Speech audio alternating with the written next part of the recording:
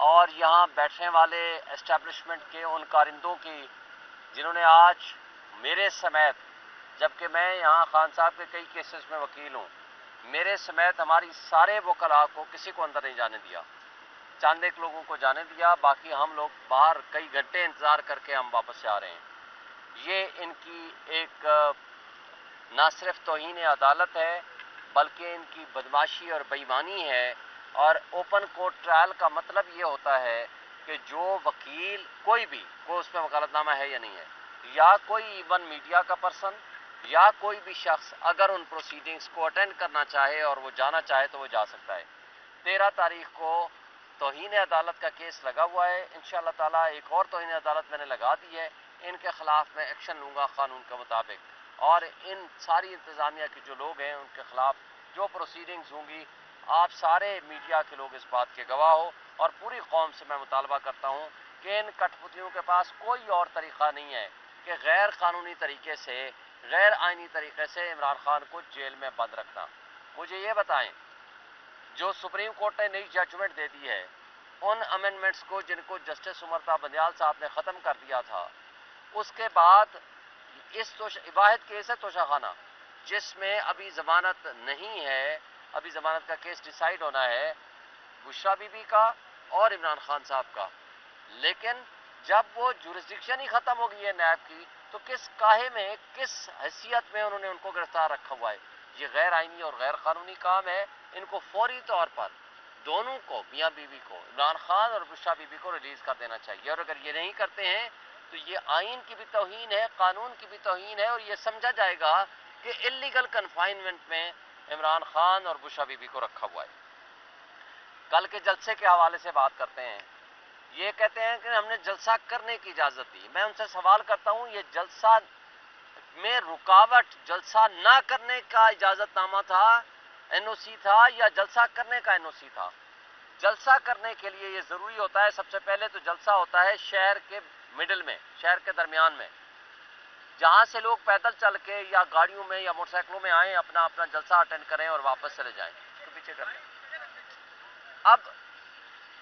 لیکن یہ بتا دیں کہ جب آپ جلسہ کی، آپ نے ہمیں این او سی دیا،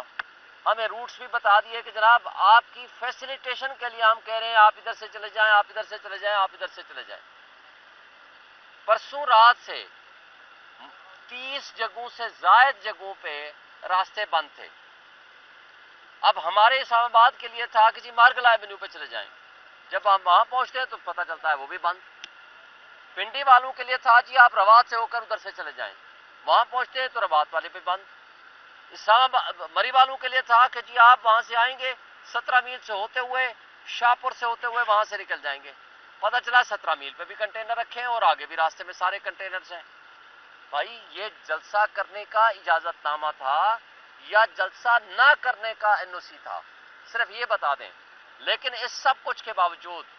ان کٹ پتلیوں کی حرکتوں کے باوجود اور ان کی غلام بیوروکریسی کی گھٹیا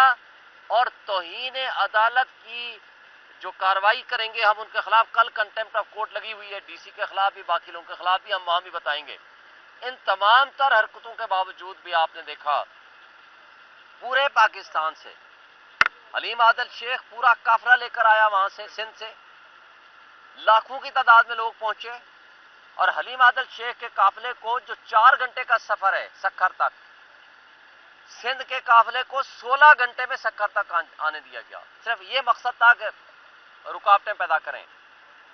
پھر وہاں سے آپ نے دیکھا پنڈی اسلام آباد کے سارے راستے انٹری اینڈ ایگزٹ پوائنٹ بند تھے۔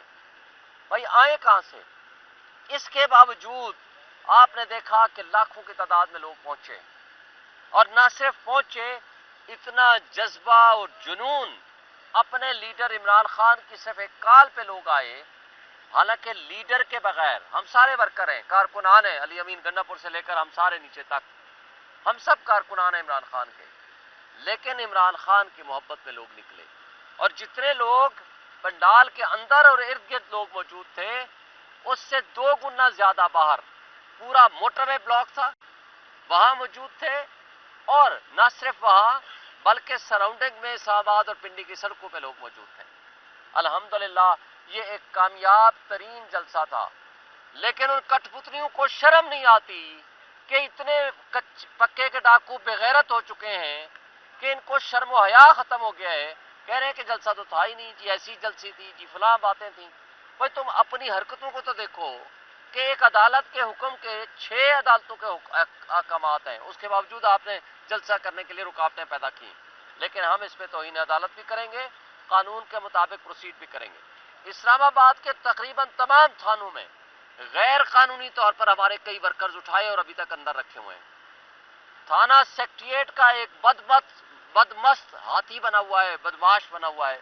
اشفاق وڑائچ، اس نے ہمارے پرسوں سے کوئی 11 12 13 بندے اٹھا کر کے ابھی تھانہ سیکٹریٹ میں بند کر رکھے ہیں، ابھی تک نہیں چھوڑے، اور کوئی قانونی کارروائی بھی نہیں کی، کوئی ایف آئی آر بھی نہیں ہے۔ اسی طرح ہمیں پتہ چلا تھانہ سنجانی میں اور کئی جگہوں پہ ایف آئی آر ہیں۔ چک شہزاد کے ایس ایچ او نے ہمارے بندے اٹھائے اور جیلوں میں بند کر دیے، اور کئی لوگوں کے گھروں میں چھاپے مارے۔ یہ 3 دن سے یہی کام کر رہے ہیں، اور پرسوں سے موٹر سائیکل بند کیے، کئی لوگوں کو اٹھا کے لے گئے اور جیلوں میں بند کر دیا۔ اس کے باوجود اس لیے یہ کیا کہ تاکہ لوگ باہر نہ نکلے، اس کے باوجود لوگ باہر نکلے، الحمدللہ کامیاب ہمارا جلسہ ہوا۔ اب یہ آخری بات میں کروں گا کہ اس وقت جس طرح قاضی صاحب کی ایکسٹینشن کے لیے اور جس طرح قاضی صاحب کی سپریم کورٹ میں منارٹی کو میجارٹی میں کنورٹ کرنے کے لیے جس انداز سے قانون سازی یا آئین سازی کے لیے یہ ہاتھ پاؤں مار رہے ہیں، جس طرح اسٹیبلشمنٹ اور یہ کٹ پتلی مل کے جس انداز سے یہ ربر سٹیمپ بنا رہے ہیں پارلیمنٹ کو، یہ قابل افسوس ہے۔ ہم اس کی شدید مذمت کرتے ہیں، ہم اس کی شدید مخالفت کریں گے، ہم اس کے لیے تحریک چلائیں گے، اور پورے پاکستان میں لائرز موومنٹ انشاءاللہ اس وقت سے شروع ہو جائیں گی اور آپ کو نظر آئے گا، اور پورے پاکستان کی عوام نکلے گی ان کے خلاف، چونکہ یہ کٹ پتلی سمجھتے ہیں کہ اس کرپٹ سسٹم کو بچانے کے لیے ان کے ہاں پرسیپشن ہے، بلکہ وہ خود بولتے ہیں کہ جناب اس کرپٹ سسٹم کو تب بچایا جا سکتا ہے جب قاضی صاحب اوپر بیٹھے رہیں، اور یہ جو کچھ کریں گے یہ غیر آئینی بھی ہوگا، غیر قانونی بھی ہوگا۔ اور اس کے ساتھ ساتھ 22 کا جلسہ خان صاحب نے پیغام بھیج دیا ہے کہ 22 کا جلسہ لاہور کا ہر حال میں انشاءاللہ ہوگا، اس کے لیے پوری قوم تیار ہے۔ شکریہ۔ سر آپ نے قاضی صاحب کی بات کی تو ابھی تھوڑی دیر پہلے انہوں نے تردید کر دیا کہ رانا ثناء اللہ نے جو کہا ہے کہ اگر تمام ججز کی عمر بڑھے گی تو میری بھی بڑھ جائے، اس میں کوئی مسئلہ نہیں، لیکن وہ کہہ رہے ہیں کہ میں نے اس طرح کی کوئی بات نہیں کی اور نہ ہی میں ایکسٹینشن لینا چاہ رہا ہوں۔ دیکھیں قاضی صاحب ایکسٹینشن نہیں لینا چاہتے تو رانا ثناء اللہ نے تو کہا کہ جی یہ قاضی صاحب نے خود کہا ہے، تو رانا ثناء اللہ کے خلاف کنٹمپٹ پروسیڈنگ شروع کریں نا، توہین عدالت کارروائی کریں اگر آپ نے نہیں کہا تو۔ رانا ثناء اللہ نے کہا ہے، انہوں نے کہا ہے کہ میری عمر صرف نہ بڑھائیں، سب کی بڑھائیں۔ بات یہ ہے کہ مقصد کیا ہے، کان کو ادھر سے پکڑیں یا ادھر سے پکڑیں، مقصد یہ ہے کہ آپ نے ایکسٹینشن نہیں لینی تو آپ کا تو نوٹیفیکیشن ہوا تھا آج سے 3 مہینے پہلے، اب تو 1.5 مہینے سے بھی کم عرصہ رہ گیا ہے، منصور شاہ کا نوٹیفیکیشن کیوں نہیں ہو رہا؟ مقصد اس کے پیچھے کیا ہے؟ یعنی یہ ہے کہ حلوہ میں خود نہیں منگواتا، اگر مجھے مل جائے تو کھانے میں کوئی حرج بھی نہیں ہے، تو یہ طریقہ کار درست نہیں ہے۔